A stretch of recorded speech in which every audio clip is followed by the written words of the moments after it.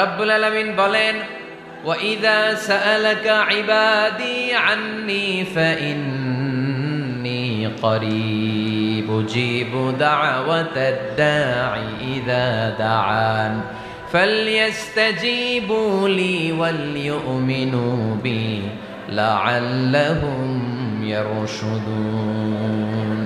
রব্বুল আলামিন বলেন, নবী হে, আমার বান্দারা যখন তোমাকে জিজ্ঞেস করে আমি কোথায়, তুমি বলে দাও ইন্নী করিব, আমি কাছে। আল্লাহু আকবার, তিনি কাছে।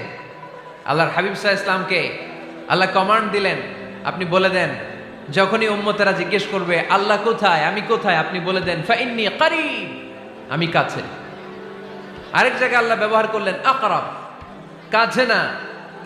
করিব মানে কাছে, আর আকরাব মানে সবচাইতে কাছে।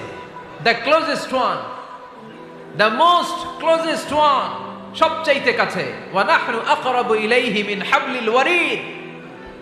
তোমার পেছনে যে স্পাইনাল কর্ড, শির দ্বারা, ব্যাকবোন, মেরুদণ্ড, যেটা আমাদের দেহের একেবারে মাঝখানে, আল্লাহ বলে আমি ওইটারও কাছে। কোন কোন মুফাসসিরিন ইকরাম বলেন আমাদের যে খাদ্যনালী আর শ্বাসনালী, এটা আমার ঘাড়ের যত কাছে, আমার আল্লাহ আমার তার চাইতেও বেশি কাছে। তার মানে এই আয়াত দ্বয় থেকে আমরা বুঝতে পারলাম আল্লাহ দূরে নন, তিনি আমাদের কাছে। তিনি আমাদের কাছে, ডাকলেই তিনি সাড়া দেন। সুবহানাল্লাহ পড়েন। ভায়া হয়ে তার কাছে যাওয়া লাগে না, মিডিয়া হয়ে যাওয়া লাগে না। আমার সাথে দেখা করতে হইলে কত ভায়া হয়ে আসা লাগে, পাওয়া যাচ্ছে না। চেয়ারম্যান সাহেবের সাথে দেখা করতে হইলে কত অ্যাপয়েন্টমেন্ট নেওয়া লাগে।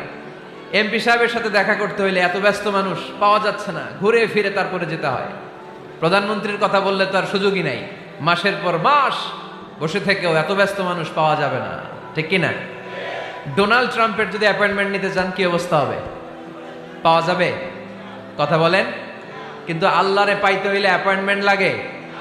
আওয়াজ করে বলতে হবে মুসলমান, আল্লাহরে কাছে পেতে সিরিয়াল লাগে। আল্লাহ বলে ডাক দিলেই আমার আল্লাহ আমার ডাকে সাড়া দেয়। চিল্লায় বলেন ঠিক কি না?